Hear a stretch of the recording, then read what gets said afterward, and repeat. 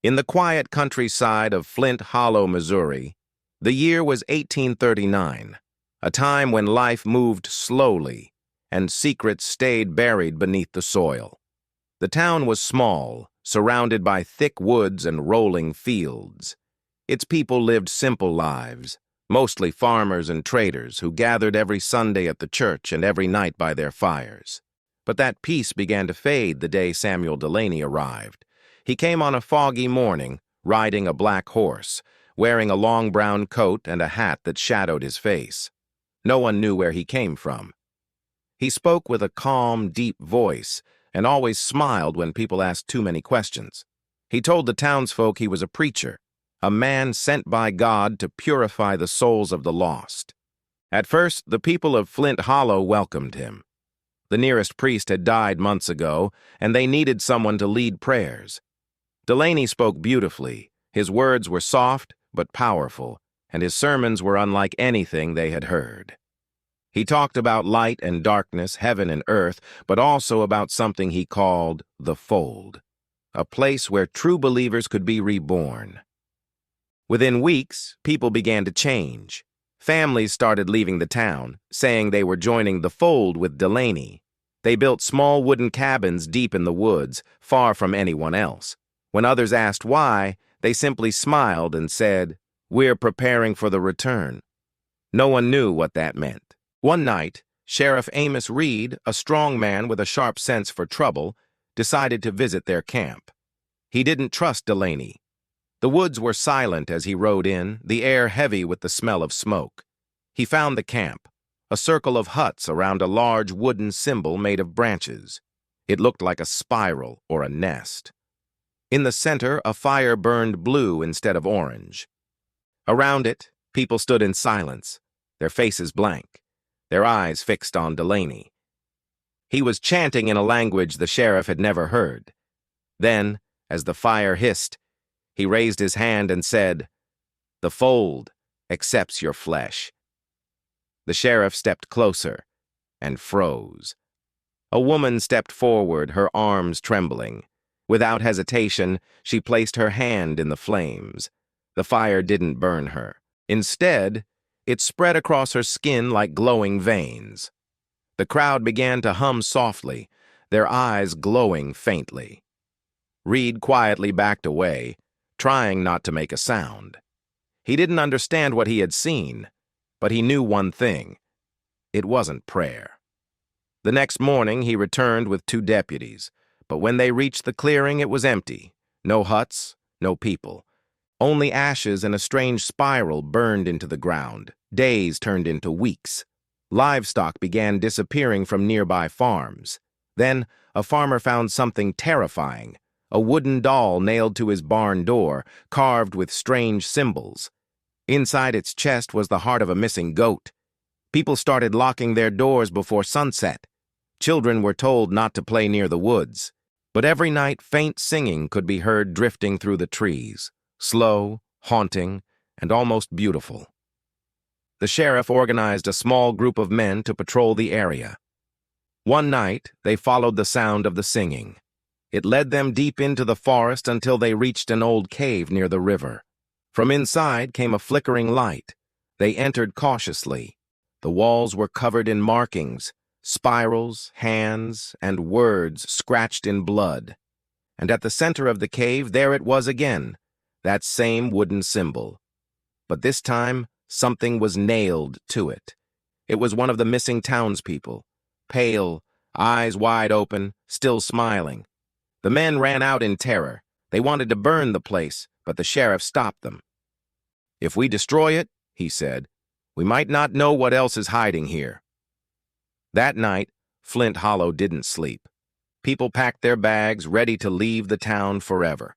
But by morning, their wagons were gone, all of them. Every single family that had planned to leave had vanished during the night. Only the sheriff and a few others remained. Weeks later, a letter arrived at the sheriff's office. It had no name, no address. Inside was a single piece of paper that said, "The Fold has opened. The faithful have crossed. You will soon follow." And below it, a symbol drawn in dark red ink, the spiral. Sheriff Reed knew this wasn't over. He gathered his rifle, his lantern, and his courage. That evening, he went back into the forest alone. The fog was thick, the air colder than usual. The woods seemed alive, whispering his name. He walked for hours until he saw a faint light. The cave again. But now, the spiral on the ground was glowing faintly. The sound of chanting echoed inside. He raised his lantern and stepped closer. The air smelled of iron and something rotten. Then he saw them, the people who had disappeared. They stood in a circle, pale and still, their eyes glowing faintly blue. And in the center, Samuel Delaney stood with open arms, smiling. "Sheriff Reed," he said gently. The next morning, Sheriff Amos Reed woke up on the forest floor. His clothes were burned, his hands covered in dirt, and his lantern was gone. The cave, the one that had been filled with fire and chanting, was nowhere to be found. He searched the area for hours, but there was nothing, not even the smell of smoke. It was as if the place had never existed. He finally stumbled back to town, exhausted and confused. People stared at him as he walked down the street, not because he looked tired, but because they thought he was dead. He had been gone for 3 days. Inside his small office, Reed poured himself water and tried to make sense of it all. He wrote everything he remembered, the glowing spiral, the pale followers, and Delaney's final words. "We have crossed." But the more he thought about it, the less sense it made. Later that evening, an old man named Jonas Heller, one of the first settlers of Flint Hollow, came to see him. Jonas was nearly 70, with a rough voice and sharp eyes. When he saw the sheriff's notes, his face turned pale. "You saw the spiral?" Jonas asked. Reed nodded. The old man sighed. "Then it's starting again." Reed frowned. "What's starting again?" Jonas leaned closer. "You ever hear of the Delaney Folds before Samuel came?" "No. That's because they were wiped out long ago," Jonas said. "My grandfather told me stories. Before Flint Hollow was even a town, this land belonged to a strange group of settlers. They called themselves the Fold of Renewal. They believed death was not the end, that the body could shed its weakness and become something pure if offered to the woods." Reed's eyes narrowed. "Offered?" Jonas nodded slowly. "They sacrificed their own. Men, women, even children. Said the forest had a voice, an ancient one, and that it promised them eternal life if they gave themselves willingly. When people from nearby towns found out, they burned the settlement to the ground. But rumor says their leader, Ezekiel Delaney, escaped. Swore he would return when the land called him back." Reed felt a chill crawl up his spine. "You think Samuel Delaney is his blood?" Jonas stared out the window. "I don't think, Sheriff. I know. The Delaneys never die. They just wait." That night, Reed couldn't sleep. The story haunted him. Around midnight, he heard something tapping on his window. When he looked, there was no one there. Only a small symbol scratched into the glass. The spiral. He grabbed his gun and stepped outside. The air was still, the moon half hidden by clouds. Then he saw movement near the trees, a shape, tall and slow. He followed it into the woods, careful with every step. As he moved deeper, the smell of smoke returned, faint but real. The same smell from the night of the cave. He followed it until he reached a clearing he'd never seen before. In the center stood a single wooden cross, half rotted and covered in moss. Tied to it was something wrapped in cloth. Reed raised his lantern and pulled the cloth away. It was a book, old and bound in leather, the cover marked with the spiral symbol. Inside, the pages were written in dark brown ink, but when he looked closely, he realized it wasn't ink at all. It was blood. The first page read, "The fold does not die, it feeds, and when the gate opens, the faithful shall cross." His hands trembled as he flipped through. The last page had a date written in shaky letters, October 21st, 1839. That was tomorrow. Suddenly he heard something behind him. Twigs snapping. He turned quickly, aiming his gun. Nothing. Then a voice whispered from the darkness. "You shouldn't read that, Sheriff." It was Samuel Delaney. He stepped forward slowly, his face calm, his eyes faintly glowing in the lantern light. "I told you," Delaney said softly. "We have crossed, but you can still join us. It's not too late." Reed aimed his gun at him. "Stay back." Delaney smiled faintly. "You think bullets matter? Flesh is just a doorway. Once you open it, the rest follows." Before Reed could react, Delaney raised his hand, and the trees around them began to move. Their branches twisted and bent like arms, reaching toward the sky. From the shadows, pale figures appeared, the missing townsfolk. Their eyes glowed, their mouths whispering in unison. "The Fold welcomes you." Reed fired his gun, but the bullets passed through them like smoke. He dropped the weapon and ran. The forest seemed endless. The whispering followed him, growing louder, until he burst out into the open field near town. When he looked back, there was nothing. No light, no figures, only darkness. He ran straight to the church. Inside, he locked the doors and fell to his knees. "God help us," he whispered. But as he looked up at the altar, his heart stopped. Someone had carved a spiral into the wood, freshly made. By morning, half the town had vanished again. Houses stood open, fires still burning, but no one inside. Only faint footprints leading into the woods. Reed gathered the few people left and prepared to leave Flint Hollow. But when they reached the edge of town, the road was gone. In its place was a wall of trees that hadn't been there before, thick, dark, and endless. One of the townsmen fell to his knees. "It's the curse," he said. "We're trapped." Reed clenched his jaw. "No, we'll find another way." But as they turned back, they realized something terrifying. The town itself had changed. The streets were twisted, the houses in strange places, as if the entire land had shifted overnight. Reed looked at the horizon. The church bell began to ring by itself, echoing through the mist. Then he heard it again, the same soft singing from the woods. This time it was closer.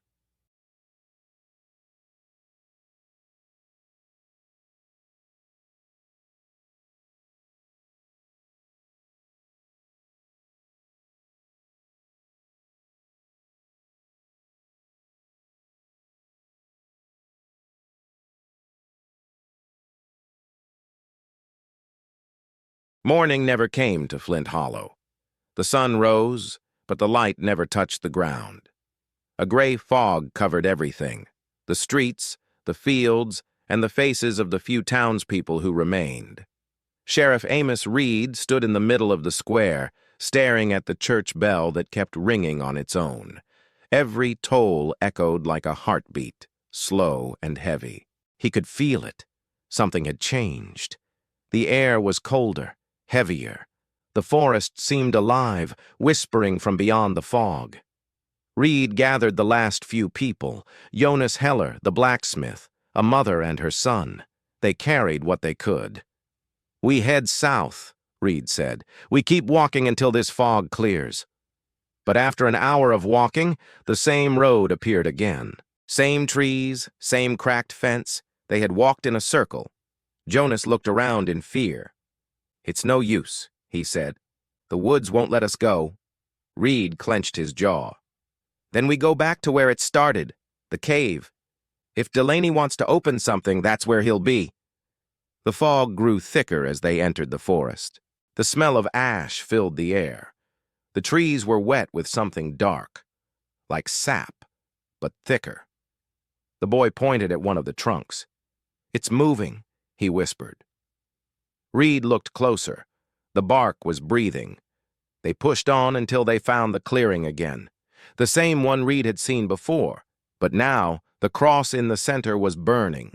Around it stood the followers of the Delaney Folds, dressed in black, chanting softly. Their eyes glowed like fireflies in the dark. And in the middle of them, Samuel Delaney. He looked different now. His skin was pale as marble, his voice calm but cold. "You came back," he said to Reed. "Good. You will see it happen." "What have you done?" Reed shouted. Delaney spread his arms. "We are freeing them. The gate between life and death was never meant to stay closed. Tonight it opens, and all those bound by fear will walk again." Reed raised his gun, but Jonas stopped him. "Look," he whispered. The ground beneath the burning cross began to crack open. A red light glowed from below, spreading across the clearing like veins. The chanting grew louder. The trees bent forward, their branches twisting like claws. The boy started crying. "Make it stop!" Reed fired his gun into the air. "Everyone back!" But Delaney only smiled. "It's too late." From the cracks in the ground, hands began to rise, pale, cold, and covered in dirt. The dead were climbing out, the missing townsfolk, the ones who had vanished days ago. Their eyes were empty, their mouths whispering one phrase over and over, "The fold is forever." Jonas grabbed Reed's arm. "We need to destroy the book, the one you found." Reed pulled the blood-stained book from his coat. The pages fluttered wildly, as if alive. The writing glowed red. Delaney's smile faded when he saw it. "Don't," Delaney hissed. "That book is the key." Reed threw the book into the fire beneath the cross. It screamed, not the book itself, but something inside it. The light from the cracks grew blinding, then turned black. The followers screamed as the ground began to swallow them whole. Delaney tried to reach the fire, but the flames rose higher, wrapping around him like living ropes. His body burned, but he didn't fall. He laughed. "You can't kill faith, Sheriff," he shouted. "The fold will open again." With a final roar, the fire exploded outward. The fog was pushed back, the light vanished, and everything went silent. When Reed opened his eyes, it was dawn. The clearing was empty. The trees stood still. The cross was gone. Jonas and the others were beside him, alive but shaken. "Is it over?" Jonas asked. Reed looked around. "I think so." They returned to town. The fog was lifting, the streets quiet. But something felt wrong, too quiet. As they passed the church, Reed stopped. The spiral symbol was still there on the door, but this time it was carved deeper, fresh. He walked inside. The pews were empty, the air still. On the altar lay the ashes of the burned book. But in the center of the ashes was a single word, drawn in red dust. "Wait." That night, Reed sat at his desk, writing the final entry in his report. October 22nd, 1839. Flint Hollow is quiet. The Delaney Folds are gone, or so it seems, but the woods still whisper. The fog still waits. If anyone finds this, do not stay after dark. This land remembers. He closed the book, blew out the candle, and looked out the window. In the distance, through the trees, a faint red light flickered, like a lantern being carried deeper into the woods. Then the church bell rang once more.